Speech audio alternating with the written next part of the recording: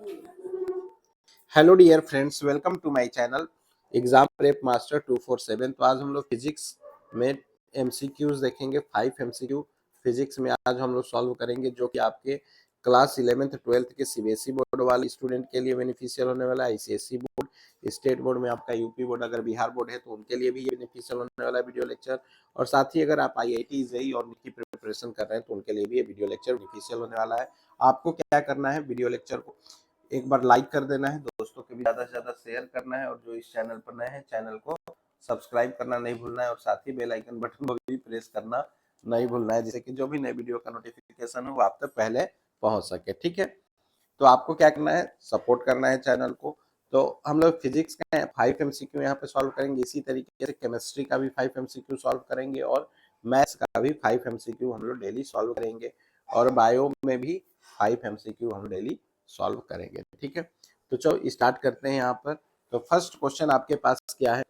First question आपके पास English Hindi दोनों माध्यम में है। अगर आप इंग्लिश मीडियम से हैं तो उनके लिए भी कोई प्रॉब्लम नहीं होगा। अगर आप हिंदी मीडियम से हिंदी मीडियम के छात्र हैं तो उनको भी यहाँ पर कोई प्रॉब्लम नहीं होने वाला है, क्योंकि जो क्वेश्चन है आपका बाइलिंगुअल लैंग्वेज में, हिंदी इंग्लिश दोनों में है। ठीक है, तो फर्स्ट क्वेश्चन आपके पास क्या रहा? First question law of motion से आपके पास ये रहा। बोल रहा है कि a block of mass 2 kg is placed on a rough horizontal surface. The coefficient of static friction is 0.4. What minimum horizontal force in Newton is required to just move the block? जिसमें gravitational acceleration आपका 10 metre पर second square दे रखा है।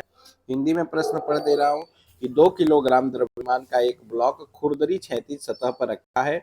स्थैतिक घर्षण गुणांक 0.4 दिया हुआ है। ब्लॉक को हिलाने के लिए न्यूनतम क्षैतिज बल न्यूटन में कितना होगा? तो न्यूनतम क्षैतिज बल के लिए फॉर्मूला क्या यूज कर सकते हैं? यहाँ पर हम लोग एफ मिनिमम इक्वल टू क्या यूज कर सकते हैं? F minimum equal to mu S into M G, ये यूज करेंगे। क्या यूज करेंगे? Mu S into M G use करेंगे, जहां पर न्यूनतम बल किसके बराबर होता है? अधिकतम स्थैतिक घर्षण बल के बराबर होता है।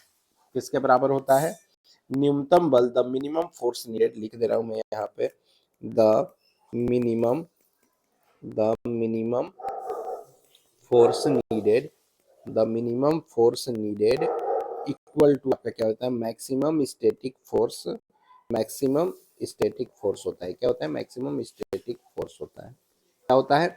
F minimum equal to mu S into M G, ये वाला फॉर्मूला अप्लाई करेंगे इस क्वेश्चन को सॉल्व करने के लिए। इसको लैंग्वेज में लिख दिया है कि the minimum force needed equal to maximum static force आपका होता है। ठीक है, मिनिमम मैक्सिमम स्टैटिक फोर्स क्या होता है? म्यू एम जी होता है। क्या होता है? म्यू एम जी होता है। म्यू यहाँ पर क्या है? स्टैटिक घर्षण का क्या है? आपका गुणांक है। क्या है? स्टैटिक घर्षण का गुणांक है, मींस की कोएफिशिएंट ऑफ स्टैटिक फ्रिक्शन है। म्यू क्या है? यहाँ पर म्यू को लिख दे रहा हूं मैं, म्यू स्टैटिक फ्रिक्शन है। क्या है? स्टैटिक फ्रिक्शन है, म्यू स्टैटिक फ्रिक्शन है। एम आपका मास है, और जी आप सभी लोग को मालूम है कि ग्रेविटेशनल एक्सीलरेशन होता है। ग्रेविटेशनल एक्सीलरेशन होता है। ठीक है, यही होता है। बस अप्लाई कर दो, आंसर आपका आ जाएगा। तो एफ मिनिमम ही आपको निकालना था, तो F minimum equal to mu S आपको देखा है कितना? 0.4 रख दो। मास आपको 2 kg दिया है, 2 kg रख दो। ग्रेविटेशनल एक्सेलरेशन 10 दिया है, 10 रख दो। 0.4 का 10 मल्टीप्लाई करेंगे 4 हो जाएगा, 4 गुणे 2 कर देंगे तो 8 हो जाएगा। क्या हो जाएगा? 4 गुणे 2 कर देंगे तो 8 न्यूटन आपका क्या हो जाएगा? एफ मिनिमम फोर्स आपका निकल कर आ जाएगा, और यही आपको फाइंड आउट करना था। तो ऑप्शन बी आपका 8 न्यूटन जो है बिल्कुल राइट आंसर हो जाएगा। क्या हो जाएगा? 8 न्यूटन यहाँ पर बिल्कुल राइट आंसर आपका हो जाएगा। ठीक है, आई होप आपको अच्छे से समझ में आ गया हो। अगर अच्छे से समझ में आ गया तो एक बार जल्दी से वीडियो लेक्चर को लाइक कर दीजिए, दोस्तों को भी ज़्यादा से ज़्यादा शेयर करिए, और जो इस चैनल पर नए हैं चैनल को सब्सक्राइब करना ना भूलें, और साथ ही बेल आइकन बटन को भी प्रेस करना ना भूलें, जिससे कि जो भी नए वीडियो का नोटिफिकेशन हो आपसे पहले पहुंच सके। ठीक है, तो यहाँ पर ये क्वेश्चन नंबर 1 आपका हो गया। यहाँ पर अब चलते हैं क्वेश्चन नंबर 2 को करते हैं। ये क्वेश्चन नंबर 2 आपका क्या है? बोल रहा है कि a body of mass 5 kg is moving with velocity 4 meter per second. A force acts on it and its velocity becomes 8 meter per second. What is the work done by the force? आपको बताना है कि 5 kilogram द्रव्यमान की एक वस्तु 4 metre पर second के वेग से गति कर रही है। एक बल लगाने से वेग 8 मीटर पर सेकंड हो जाता है, तो बल द्वारा किया गया कार्य कितना होगा? ठीक है, तो यहाँ पर वर्क एनर्जी थ्योरम क्या कहता है? वर्क एनर्जी थ्योरम ये कहता है कि वर्क डन जो होता है वो इक्वल होता है चेंज इन काइनेटिक एनर्जी। लिख दे रहा हूं मैं यहाँ पर, वर्क एनर्जी थ्योरम क्या बोलता है, what says work energy theorem. ठीक है, मैं लिख रहा हूँ यहाँ पर कि what says work energy theorem. Work energy theorem says that work done, एक मिनट, क्या हो जाएगा, work done, work done equal to change in kinetic energy. क्या हो जाएगा, change in kinetic energy. Kinetic energy को स्मॉल में के ई लिख दे रहा हूँ। ठीक है, काइनेटिक एनर्जी। तो work done energy theorem says that work done equal to change in kinetic energy. ठीक है, इसे हो गया। अब इसको अगर फॉर्मूला फॉर्म में लिखूं मैं, तो इस तरीके से लिखूंगा, W equal to delta kinetic energy. Kinetic energy का फॉर्मूला क्या होता है, 1/2 इंटू मास इंटू वेलोसिटी। क्या हो रहा है, वेलोसिटी आपका चेंज हो रहा है। ठीक है, चेंज वेलोसिटी हो रहा है, तो चेंज वेलोसिटी क्या हो रहा है, final velocity minus initial velocity करेंगे। फाइनल वेलोसिटी का स्क्वायर, क्या करेंगे, फाइनल वेलोसिटी का स्क्वायर, फाइनल वेलोसिटी का स्क्वायर माइनस इनिशियल वेलोसिटी का स्क्वायर होगा। ठीक है, तो बस अब इसके अंदर जो क्वेश्चन में दिया हुआ है वैल्यूज उसको पुट कर दो और आपका वर्क डन निकल कर आ जाएगा। क्या निकल कर आ जाएगा, work done by the force आपका निकल कर आ जाएगा। तो work done by the force क्या निकल कर आएगा आपका, 1/2 मास, मास कितना दे रखा है, 5 kg दे रखा है, मल्टीप्लाई बाई 5 कर देंगे, इंटू फाइनल वेलोसिटी 8 मीटर पर सेकेंड दे रखा है, तो 8 का स्क्वायर कर देंगे, और यू आपका क्या दे रखा है, 4 मीटर पर सेकेंड। इनिशियल वेलोसिटी आपका 4 दिया है, 4 का स्क्वायर कर देंगे। ठीक है, अब इसको सॉल्व कर लो, 1/2 मल्टीप्लाई बाई 5 इंटू 8 का स्क्वायर 64, 4 का स्क्वायर इज 16। ठीक है, तो ये क्या आ जाएगा आपके पास, 1/2 मल्टीप्लाई बाई 5, 64 में से 16 को सब्सट्रैक्ट कर देंगे तो आपका आ जाएगा 48। 2 से 48 24 टाइम्स गया है, और 24 का मल्टीप्लाई 5 से करेंगे तो 120 जूल आपका आंसर आ जाएगा। तो वर्क डन कितना निकल कर आ जाएगा, work done by the force आपका 120 जूल निकल कर आ गया। मीन्स कि ऑप्शन ए जो है आपका बिल्कुल राइट आंसर हो जाएगा। क्या हो जाएगा, ऑप्शन ए आपका बिल्कुल राइट आंसर हो जाएगा, 120 जूल। ठीक है, अब चले नेक्स्ट स्लाइड पर, क्वेश्चन नंबर 3 की ओर चलते हैं। तो क्वेश्चन नंबर 3 आपके पास क्या है, क्वेश्चन नंबर 3 आपको दे रखा है कि the ratio of the gravitational acceleration on the surface of to planets is 5:4। If the ratio of their radii is 2:3, find the ratio of their mean densities। ठीक है, आपको मीन डेंसिटीज के ratios आपको निकालने हैं। आपको दे क्या रखा है, एक्सीलरेशन का रेशियो दे रखा है, और साथ ही रेडियो का रेडी का बेसिकली उनके रेडियस का रेशियो दे रखा है। तो आपको क्या निकालना है, डेंसिटीज का रेशियो निकालना है।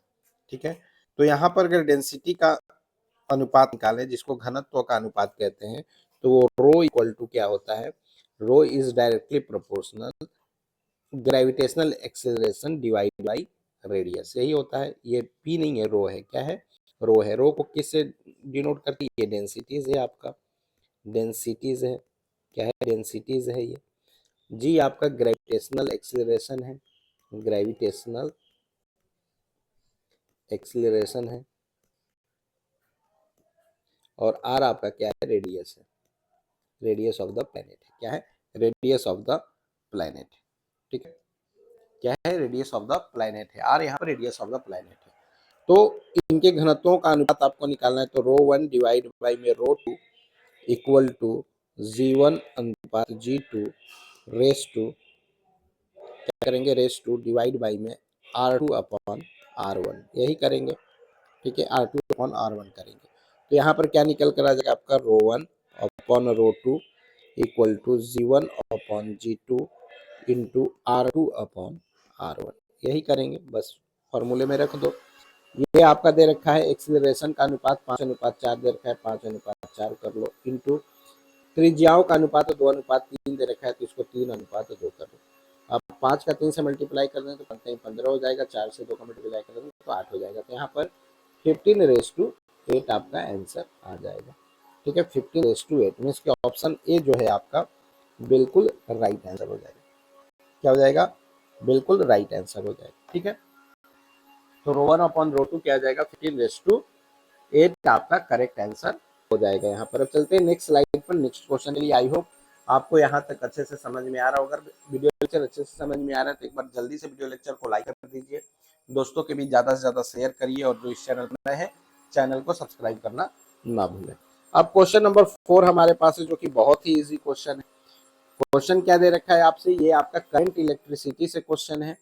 करंट इलेक्ट्रिसिटी से क्वेश्चन है, तो ये नीट वाले एस्पिरेंट के लिए बहुत ही इंपॉर्टेंट क्वेश्चन हो जाता है, क्योंकि नीट वाले बच्चों को फिजिक्स आसान पूछी जाती है रिलेटिवली आईआईटी जेईई के। ठीक है, तो यहाँ पर बात करते हैं क्या, 3 रजिस्टर से आपका 2 ohm 3 ohm and 6 ohm are connected in parallel, the equivalent resistance of the combination is. आपको बताना है कि 2 ओम 3 ओम और 6 ओम के 3 प्रतिरोधक समांतर में जो है संयोजन का तुल्य प्रतिरोध क्या है। तो संयोजन का आपको क्या बताना है? तुल्य प्रतिरोध बताएं। तो क्या होगा तुल्य प्रतिरोध? 1/R इक्विवेलेंट इक्वल टू क्या आ जाएगा? 1/R1 plus 1/R2। जब पैरेलल होता है तो इस कॉम्बिनेशन का एडिशन कैसे होता है? इस तरीके से होता है। तो 1/R1 plus 1/R2 divide by में प्लस 1/R3। ठीक है, तो क्या हो गया? 1/R इक्विवेलेंट किसके बराबर हो गया? 1/R1 plus 1/R2 plus 1/R3। जो जो वैल्यू दिया रहे उसको रख दो। R1 आपका 2 ओम दिया है, 2 ओम रख लो। R2 आपका 3 ओम दिया है, 3 रख लो। R3 आपका 6 ओम दिया है, 6 रख लो। अब 2 3 6 का एलसीएम निकाल लो तो 6 निकल जाएगा। 2 3 जा 6, 3 1 जा 3, 3 2 जा 6, 2 1 2, 6 1 जा 6, 1 1 जा 1। इसको ऐड कर लोगे तो 3 2 5 1 6, 6 अपॉन 6 क्या हो जाएगा आपका? 1 ओम के बराबर हो जाएगा। तो 1 डिवाइड बाई आर इक्विवेलेंट किसके बराबर हो जाएगा? 1 अपॉन 1 के। तो आर इक्विवेलेंट किसके बराबर हो जाएगा? 1 ओम के। किसके बराबर हो जाएगा? 1 ओम के। ऑप्शन बी आपका क्या हो जाएगा? बिल्कुल राइट आंसर हो जाएगा। क्या हो जाएगा? ऑप्शन बी आपका बिल्कुल राइट आंसर हो जाएगा। तो इसका आर इक्विवेलेंट तुल्य प्रतिरोध आपका क्या निकल कर आएगा? 1 ओम निकल कर आ जाएगा। ठीक है, ये रहा क्वेश्चन नंबर 4 का सोल्यूशन। आई होप अच्छे से समझ में आ गया हो। अब चलते हैं क्वेश्चन नंबर 5 पर, और ये वीडियो लेक्चर का लास्ट क्वेश्चन है।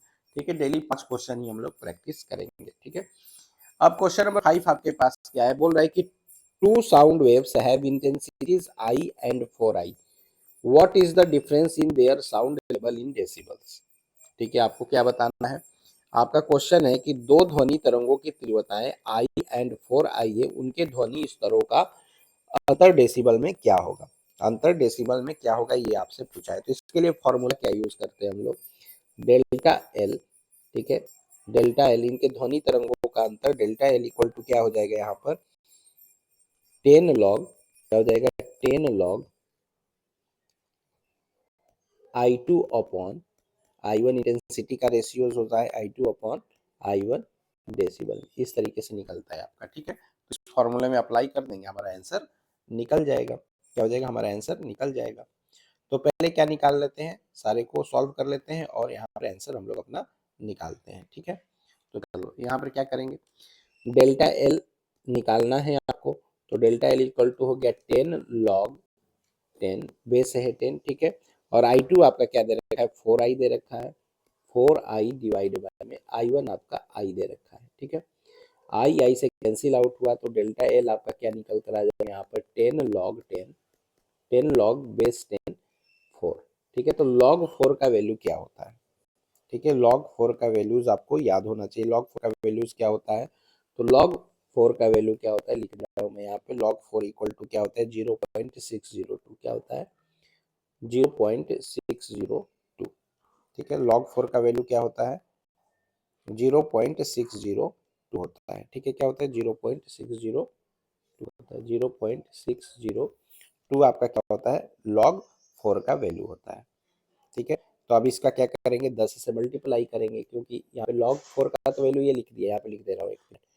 log बेस 10, log 2 का वैल्यू क्या होता है? इसको याद रखना है आप लोगों को, 0.301।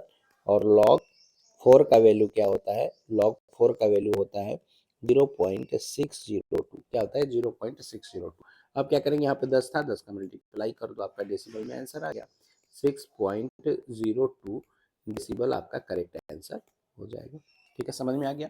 तो सिंपल सा फॉर्मूला यहाँ पर अप्लाई करना था। कौन सा फॉर्मूला अप्लाई करना था? Delta L equal to 10 into log I2 upon I1। I2 आपका जो है इंटेंसिटी क्या दिया हुआ था, 4I है, और I1 इंटेंसिटी आपका I दिया था, इसको कैंसिल आउट किया तो 10 लॉग 4 आया। लॉग 4 का वैल्यू रखा, इंटू 10 से मल्टीप्लाई किया तो 6 डेसिबल आप आ गया। इसके 6.02 डेसिबल, तो ये अप्रॉक्स वैल्यू किसके बराबर हो जाएगा? 6 डेसिबल के बराबर हो जाएगा। मीन्स कि option B is your right answer. ठीक है, option B is your right answer यहाँ पर हो जाएगा। ठीक है, समझ में आ गया। तो आई होप आपको ये वीडियो लेक्चर अच्छे से समझ में आ गया हो, पांचों क्वेश्चन का सोल्यूशन अच्छे से आपको समझ में आ गया। अगर अच्छे से समझ में आ गया और वीडियो लेक्चर आपको अच्छा लगा तो जरूर एक बार आप वीडियो लेक्चर को लाइक कर दीजिएगा, दोस्तों के बीच ज़्यादा से ज़्यादा शेयर करिएगा, और जो इस चैनल पर हैं चैनल को सब्सक्राइब करना नहीं भूलिएगा। ठीक है, तो ये जो आपको एग्जाम प्रेप मास्टर पर मिलेगा थ्योरेटिकल सेक्शन जो छोटा मोटा रहेगा, सारी चीज़ें वो इसी जब क्वेश्चन न्यूमेरिकल कराऊंगा मैं आपको तो उसी में आपका क्लियर हो जाएगा। तो सारा ऑब्जेक्टिव मल्टीपल चॉइस से ही हम लोग सॉल्व करेंगे। तो ये आपका क्या हो जाएगा, अगर एग्जाम में आपका क्लास 11 12th में आता है क्वेश्चन इस तरीके का तो भी आप कर लोगे आसानी से, और IIT JEE या नीट में आपका पेपर में आता है इस तरीके का क्वेश्चन तो कर ही लोगे। ठीक है, क्योंकि वो उस पैटर्न के बेस पर है ही आपका। ठीक है, तो आई होप अच्छा लगा हो। तो एक बार जल्दी से आप लोग लाइक कर दीजिएगा, शेयर कर दीजिएगा, और जो चैनल पर नए हैं चैनल को सब्सक्राइब करना नहीं भूलिएगा, और चैनल को ज़्यादा से ज़्यादा आप लोग सपोर्ट करिए। आपके सपोर्ट की इस चैनल को बहुत ज़रूरत है। तो मिलते हैं आपको नेक्स्ट वीडियो लेक्चर में, तब तक के लिए बाय बाय, जय हिंद, जय भारत। ठीक है, तो यार सेट 1 कंप्लीट आपका हो गया। इसी तरीके से ये सेट पूरा आपका जाएगा कितना ये भी बता दे रहा हूँ मैं आपको। इसमें हम लोग 2000 सेट करेंगे। क्या करेंगे? पूरे 2000 सेट करेंगे। 2000 सेट करेंगे। एक सेट में कितना है? 5 क्वेश्चन, हम लोग 5 MCQ सॉल्व करते हैं। तो 2000 इंटू 5 करेंगे तो कितना हो जाएगा? 10,000 क्वेश्चन आपका हो जाएगा। कितना हो जाएगा? 10,000 MCQ क्वेश्चन हम लोग सॉल्व कर लेंगे, और हर सेट में 5 यूनिक क्वेश्चन होगा। क्या होगा? हर सेट में 5 यूनिक क्वेश्चन होगा। ठीक है, क्या होगा? 5 यूनिक क्वेश्चन होगा फिजिक्स से। इसी तरह फिजिक्स से करेंगे, और इसी तरीके से मैथ से भी हम लोग करेंगे, मैथ्स का भी, और इसी तरह सिमिलरली केमिस्ट्री का करेंगे, और फिर बायो का भी करेंगे हम लोग। ठीक है, तो आज के सेट 1 में कवर किया था हम लोगों ने law of motion, work energy power पर एक क्वेश्चन था, एक आपका ग्रेविटेशन पर था, एक आपका करंट इलेक्ट्रिसिटी पर था, और एक क्वेश्चन आपका वेव एंड साउंड पर था। ठीक है, तो मिलते हैं आपको नेक्स्ट वीडियो लेक्चर में, तब तक के लिए बाय बाय, जय हिंद, जय भारत।